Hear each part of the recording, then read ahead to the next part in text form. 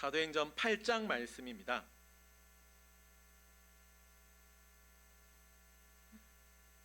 사도행전 8장 26절부터 40절까지 말씀을 한 절씩 교독하도록 하겠습니다. 제가 먼저 26절 읽겠습니다.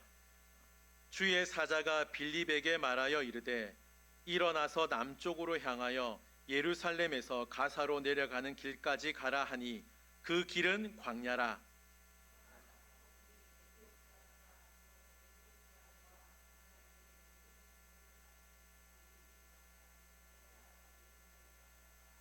돌아가는데 수레를 타고 선지자 이사야의 글을 읽더라.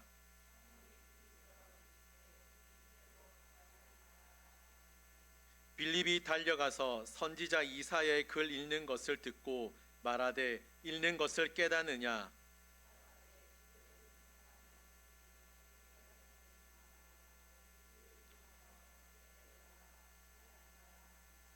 읽는 성경 구절은 이것이니 일렀으되 그가 도살자에게로 가는 양과 같이 끌려갔고 털 깎는 자 앞에 있는 어린 양이 조용함과 같이 그의 입을 열지 아니하였도다.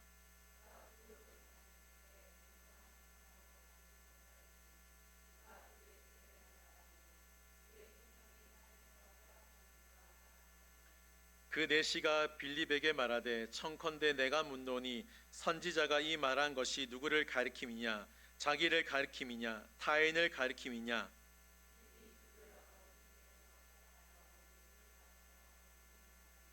길 가다가 물 있는 곳에 이르러 그 내시가 말하되 보라 물이 없으니 내가 세례를 받음에 무슨 거리낌이 있느냐?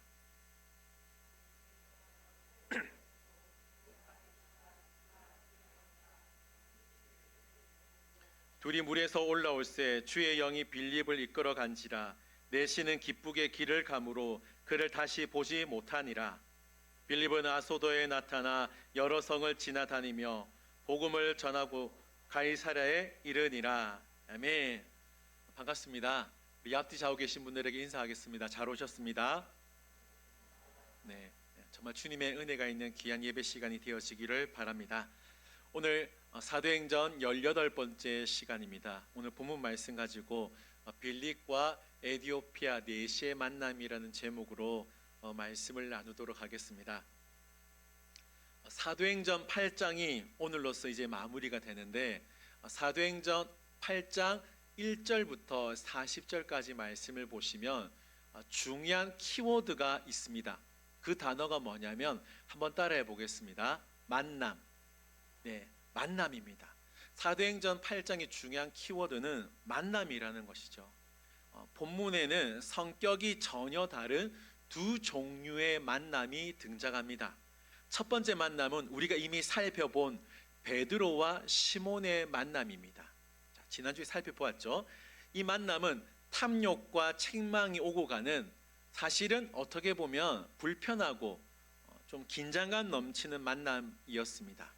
그러나 오늘 본문에 나오는 만남은 불편한 만남이 아니라 적어도 우리 또한 신앙생활하면서 이런 만남이 있었으면 좋겠다, 이런 만남을 기대할 만큼 즐겁고 은혜로운 만남이라는 거죠. 이 만남은 오늘 제목처럼 빌립과 에디오피아 내시의 만남입니다. 자, 본문 27절 말씀을 보십시오. 이 내시가 어떤 인물인지를 소개하는데 제가 읽어드릴게요. 일어나 가서 보니 에디오피아 사람 곧 에디오피아 여왕 간닥의 모든 국고를 맡은 관리인 내시가 예배하러 예루살렘에 왔다가. 자, 여러분 눈치가 좀 빠르신 분은 아실 것 같은데 이 내시에게 흥미로운 특징이 두 가지가 있습니다. 첫 번째 특징이 뭐냐? 그의 이름이 기록되지 않았다는 겁니다. 여러분, 우리 첫 번째 만남은 뭐였다고 했죠? 베드로와 시몬, 그렇죠? 이름이 적혀져 있다는 거예요. 시몬이 이름이 있다는 거예요. 그런데 오늘 본문에서는 저자인 누가는 이 내시의 이름을 기록하지 않고 오히려 그의 신분과 그가 행동한 모습에 집중하고 있다는 겁니다. 첫 번째 특징은 이름이 없었다는 것이고, 두 번째 내시의 특징은 27절에 나오는 대로 모든 국고를 맡은 관리인이었다고 말씀하고 있습니다. 한마디로 말하면 왕의 재산을 관리하는 사람이었다는 거죠. 생각해 보세요. 왕의 재산을 아무에게나 맡기겠습니까?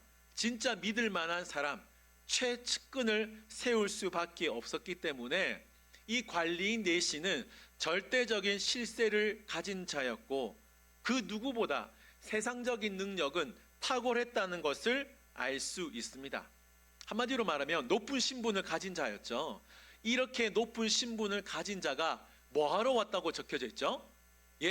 예배하기 위해서 에디오피아에서 예루살렘까지 왔다라는 겁니다. 그러니까 거리로만 따지면 왕복 3,000km가 넘는 거리였다는 것이죠.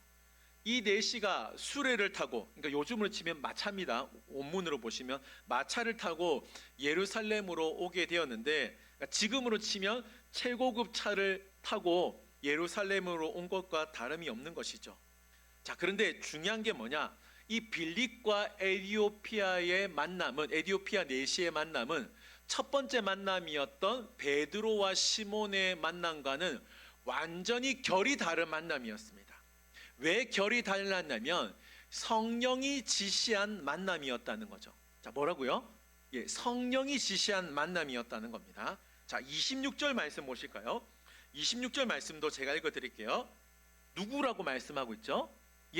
주의 사자가 빌립에게 말하여 이르되 일어나서 남쪽으로 향하여 예루살렘에서 가사로 내려가는 길까지 가라 하니 그 길은 광야라.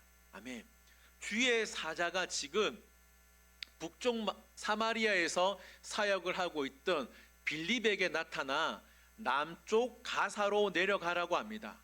그런데 그 내려가는 길은 어떤 길이라고 하죠? 광야길입니다. 한마디로 말하면 허허벌판이었고, 앞으로 빌립에게 고생길이 열렸다라는 의미라는 거죠.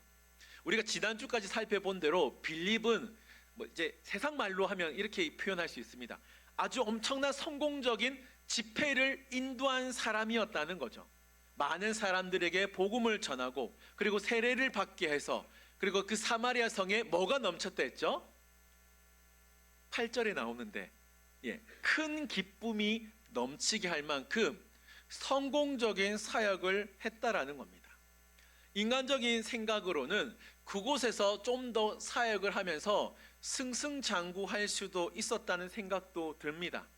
아니면 성령 하나님께서 빌립에게, 빌립아 너 참 고생 많았으니까, 큰 핍박도 있었고 큰 슬픔도 당했으니까 너 잠시 유럽 가서 좀 쉬어라, 어디 좀 딴 데 가서 쉬어라, 이런 말도 하면 좋으련만 어떻게 한 거죠? 광야로 내려가서 어떤 사람을 만나라고 하는 거죠.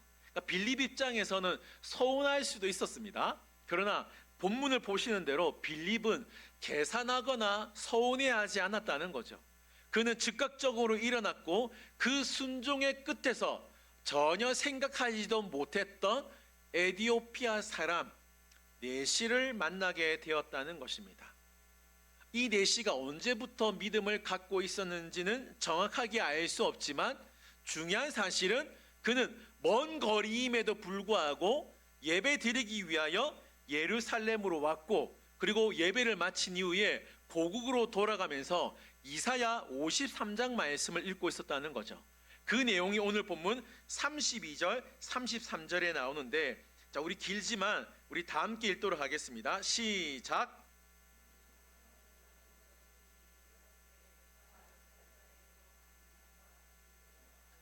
털 깎는 자 앞에 있는 어린 양이 조용함과 같이 그의 입을 열지 아니하였도다. 그가 굴욕을 당했을 때 공정한 재판도 받지 못하였으니 누가 그의 세대를 말하리요. 그의 생명이 땅에서 빼앗김이로다 하였거늘. 아멘. 자, 여러분, 이 말씀이 이제 이사야서 53장 말씀인데 여러분 이 말씀이 이해가 되십니까? 어떻게 보면 지금까지 들은 말씀도 있잖아요. 양은 누굴까요? 그렇죠. 어떻게 아셨습니까? 양은 예수님. 우리 그 양 대신 예수님이 우리를 위하여 굴욕을 당하셨다. 굴욕은 33절에 나옵니다. 이렇게 어떻게 보면 눈치적으로, 그렇죠? 우리를 위하여 굴욕을 당하신 분이 어린 양 예수님이구나, 이렇게 눈치로 알 수 있는데, 에디오피아 내시는 이 말씀을 읽긴 읽었습니다만 깨달을 수 없었다는 거죠. 양이 누군지, 굴욕이 뭔지 전혀 깨달을 수 없어서 답답해하고 있었습니다. 이때 빌립이 내시에게 나타나 딱 한마디 묻습니다. 읽는 것을 깨닫느냐? 내시는 그 질문에 지도해 주는 사람이 없으니까 내가 어찌 깨달을 수 있겠느냐라고 반문을 합니다. 그리고 내시는 빌립을 청하여 수레에 같이 올라 앉아서 이 이사야서 말씀을 설명해 달라고 요청을 합니다. 그 내용이 35절에 나오는데 제가 읽어드릴게요. 빌립이 입을 열어 이 글에서 시작하여 예수를 가르쳐 복음을 전하니. 자, 여러분 빌립을 잘 보세요. 빌립이 대단한 점이 뭐냐면, 물론 주의 사자가 가라고 해서 간 것도 대단하지만 지금 누구를 만나고 있는 겁니까? 네, 에디오피아 내시를 지금 만나는데 주저함이 없었다는 겁니다. 여러분 잘 아시죠? 유대인들은 이방인들을 부정하게 보는 거 잘 아시죠? 자, 그런데 부정함에도 불구하고 에디오피아 사람입니다. 문화도 다르고 인종도 다르고 모든 것이 다 달랐어요. 그러니까 이 사람에게 복음을 전한다는 건 이스라엘 백성 입장에서는 사실은 쉬운 일은 아니었습니다. 상상할 수 없는 일이 지금 벌어지게 되었다는 거죠. 빌립이 대단한 점이 뭐냐? 자신에게 주어진 사명이 무엇인지를 알았고 그 사명대로 내시에게 예수 그리스도, 즉 복음을 전하게 되었다는 겁니다. 자, 우리가 지금까지 빌립을 살펴보았다면, 자, 지금부터는 내시를 살펴보도록 하겠습니다. 에디오피아에서 예루살렘까지 거리가 편도로 1500km 되는 거리였습니다. 그 거리를 수레를 타고 온다라고 생각해 보십시오. 사실은 쉽지 않습니다. 그리고 왔다 갔다 하는 그 시간을 따지고 보면 오랜 시간 동안 객지 생활을 해야 된다는 것이죠.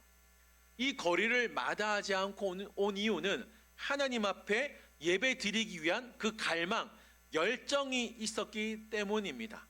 하나님은 이런 내시의 모습을 보시고 강권적으로 역사하셔서 빌립을 만나게 하셨다는 것이죠. 그리고 빌립은 이사야서 말씀을 가르치면서 예수 그리스도, 복음을 제시하게 되었다는 겁니다. 내시는 그 복음을 듣고 이제 이사야가 아니죠, 빌립에게 한 가지를 부탁하는데 36절 말씀 보십시오. 읽어드릴게요. 제가 36절 말씀입니다. 길 가다가 물 있는 곳에 이르러 그 내시가 말하되 보라, 물이 없으니 내가 세례를 받음에 무슨 거리낌이 있느냐. 아멘. 자, 에디오피아 내시가 빌립에게 세례를 요청합니다. 자, 그런데 대단한 게 뭐냐면 여러분, 빌립은 지금 내시의 믿음을 보고 바로 세례를 베풀었다는 사실입니다.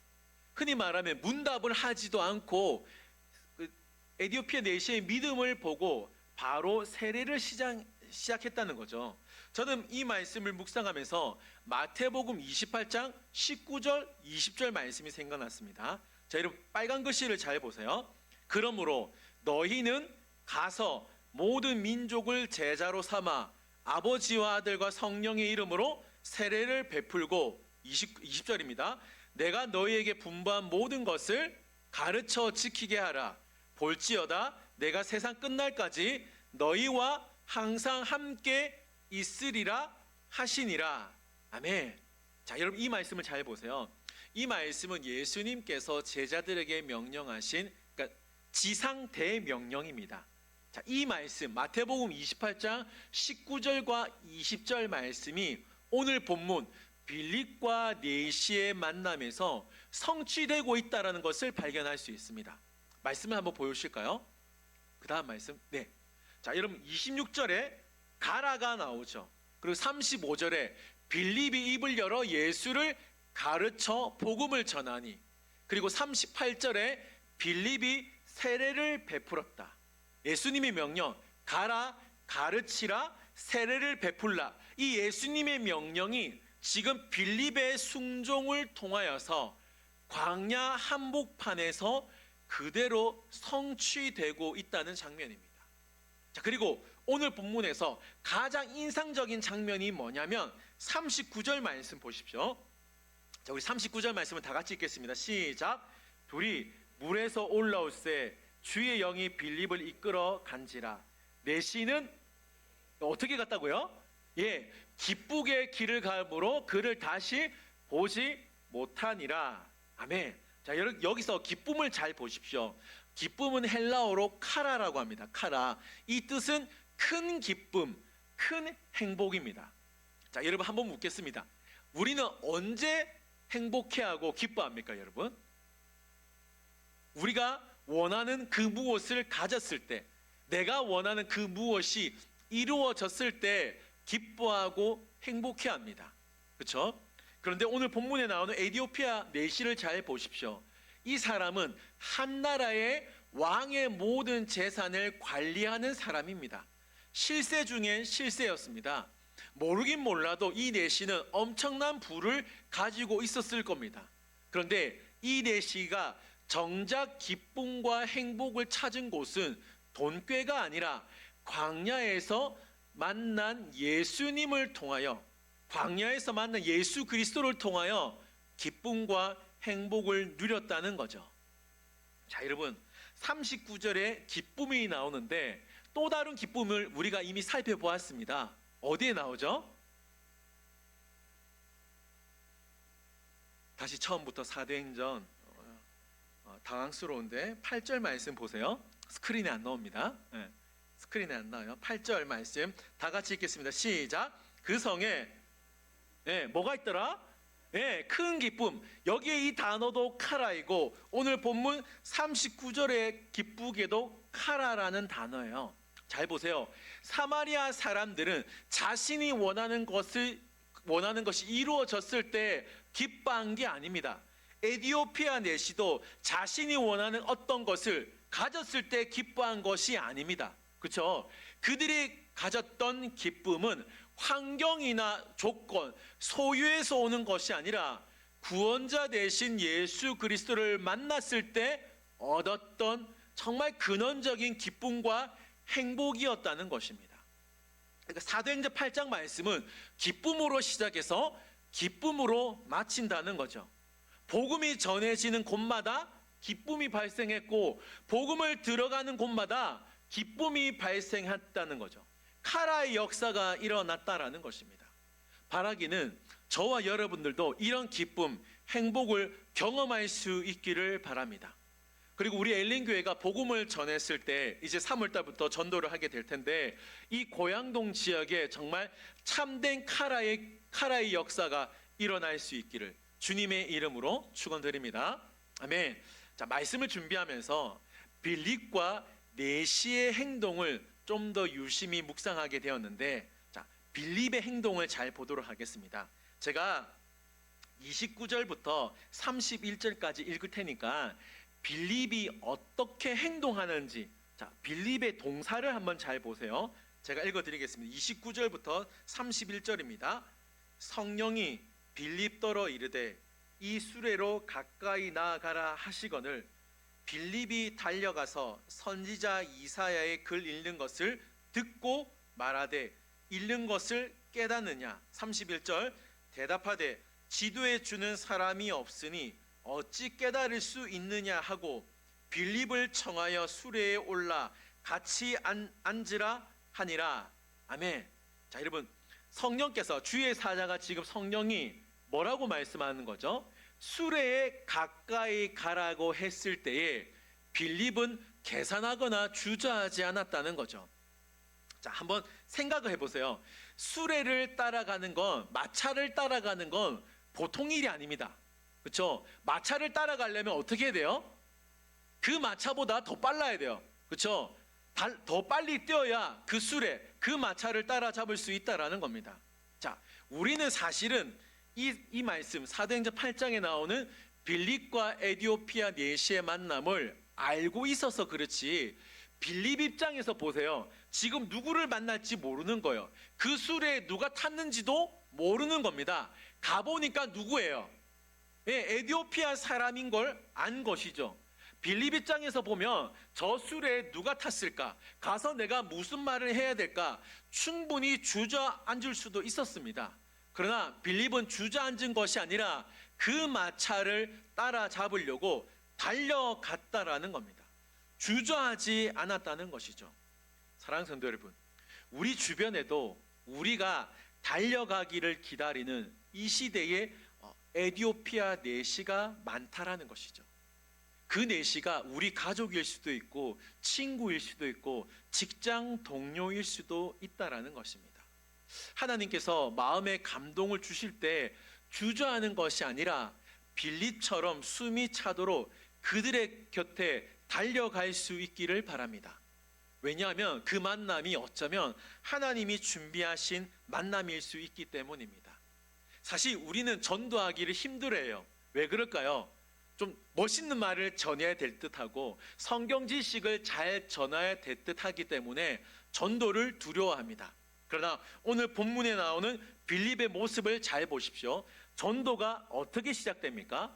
빌립이 주저하지 않고 에디오피아 내시에게 갔어요. 그리고 갔을 때 그 복음을 아직 깨닫지 못하는 내시 옆에 함께 하는 것이 전도의 시작이었다는 것입니다.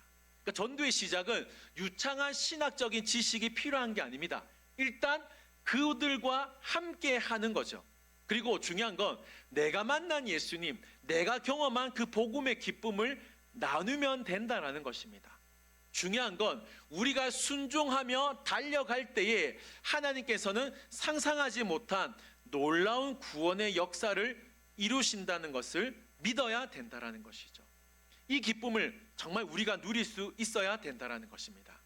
자, 이제 내시의 행동을 보겠습니다. 오늘 본문을 잘 보시면 주인공은 빌립이 아니라 에디오피아 내시입니다. 적어도 오늘 본문에서만큼은 빌립은 조연이었다는 것이죠. 자, 오늘 본문을 잘 보시면 에디오피아 내시를 끊임없이 주목하고 있다는 겁니다. 자, 본문을 잘 보십시오. 본문을 잘 보시면 빌립보다 에디오피아 내시가 하는 행동, 말, 모습을 좀 더 생생하게 묘사하고 있다는 겁니다. 에디오피아 내시가 하는 말은 직접 인용되어 있습니다. 말을 잘 보세요. 빌립이 하는 말은 간접적으로 인용되어져 있고 에디오피아 내시가 하는 말은 직접적으로 인용되고 있습니다. 본문에서 빌립이 한 유일한 말은 읽는 것을 깨닫느냐 이 한마디밖에 없었다는 거죠. 자, 오늘 본문의 주인공 내시를 잘 보면 그가 진리를 깨달아가는 과정에 우리가 주목할 필요가 있습니다. 스크린을 한번 봐주실까요? 자, 잘 보세요. 본문 잘 보시면 이 내시가 중요한 동사를 우리에게 보여주고 있습니다. 28절 말씀에 이사야의 글을 읽더라.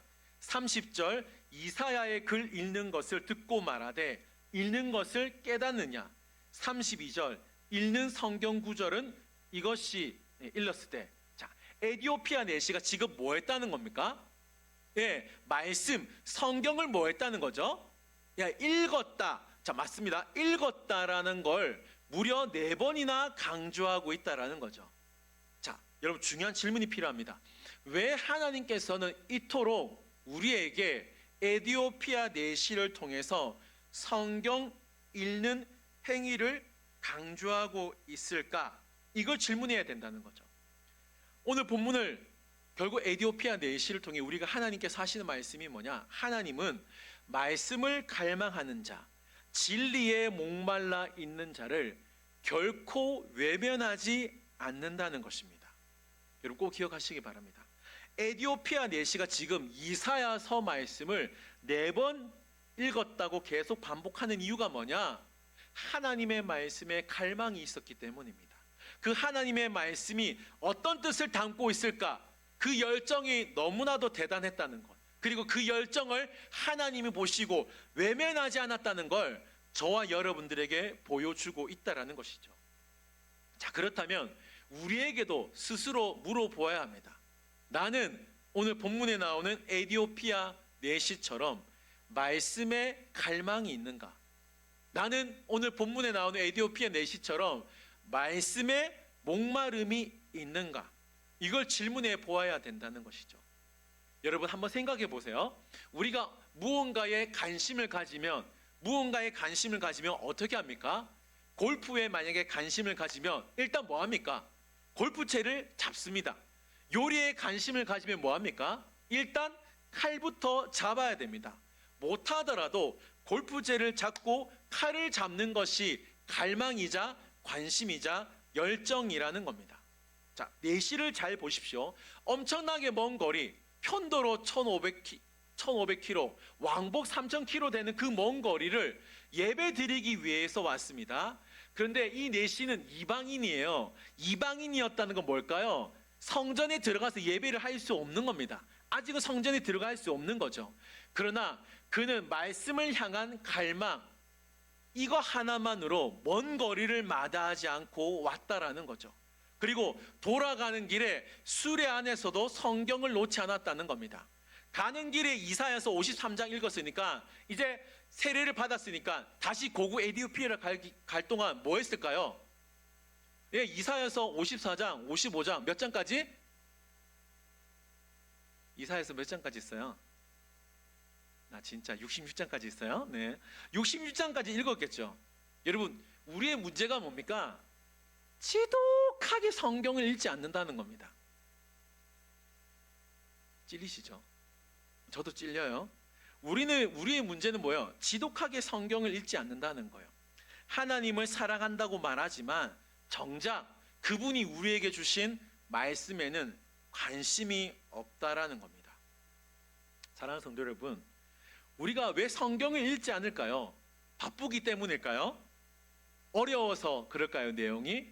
물론 그럴 수도 있습니다. 그러나 우리가 성경을 읽지 않는 이유는 단순한 진리에 있습니다. 하나님과의 관계가 멀어졌기 때문입니다. 누구는 진짜 바빠서 읽지 못한다고 합니다. 누구는 내용이 어려워서 손이 가지 않습니다, 목사님. 이런 말을 합니다. 그러나 여러분 생각해 보세요. 사랑하는 여인에게 편지가 왔어요. 사랑하는 여인에게 카톡이 왔어요. 그 내용이 아무리 길고 어렵다 할지라도 바빠서 못 읽습니까? 그걸 서랍에 넣어둡니까? 카톡 안 읽어요? 아니죠. 밤을 새워서라도 읽어요. 친구들한테 이야기해서라도 야, 이거 무슨 내용일까? 무슨 마음일까? 이게 진짜일까? 이게 사귀자는 걸까? 뭐라는 걸까? 관심을 가진다는 거예요. 그렇지 않습니까? 우리가 성경을 읽지 않는 이유는 사실은 시간이 없어서가 아니라 바빠서가 아니라 하나님을 향한 설레임과 기대감이 사라졌기 때문에, 설레임과 기대감을 잃어버렸기 때문에 성경을 읽지 않는다는 거예요. 그래서 이 성경 읽는 것을 마치 지루한 숙제처럼 느낀다는 것이죠. 사랑하는 성도 여러분, 바쁘죠? 바쁜 거 맞아요. 그런데 여러분, 에디오피아 내시보다 바빴을까요? 왕의 국고를 맡은 자니까 얼마나 바빴겠습니까? 그런데 여러분, 그는 뭐 했죠? 하나님을 향한 그 갈망이 있었고, 그 갈망 때문에 모든 분주함을 이기고 수레에서조차도 성경 말씀을 읽었다는 것입니다. 그 말씀을 펼쳤을 때 생각지도 못한 빌립을 만나게 되었죠. 그리고 생각지도 못한 은혜를 누리고 기쁨으로 고국으로 돌아가게 되었다는 겁니다. 여러분, 마찬가지입니다. 마찬가지예요. 말씀을 통해서 기쁨을 회복할 수 있기를 바랍니다. 여러분, 물론 다른 기쁨이 있어요. 자녀 양육을 통해, 그리고 내가 일을 하면서 월급을 받는 그 기쁨도 있어요. 그 기쁨도 좋아요. 그 기쁨이 나쁘다는 게 절대 아닙니다. 그런데 앞서 말씀드렸죠. 오늘 본문 말씀은 기쁨으로 시작해서 기쁨으로 마치고 있어요.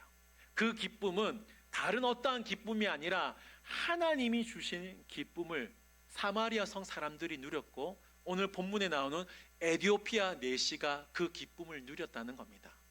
여러분, 세상이 주는 기쁨 누릴 수 있어요. 그게 절대 나쁜 게 아닙니다. 제가 말하는 건 진짜 하나님이 주시는 기쁨을 우리가 누릴 수 있어야 된다는 겁니다. 여러분, 말씀을 펼치시고 여러분 읽으시기를 바랍니다. 바쁘더라도 성경을 읽어야 되잖아요.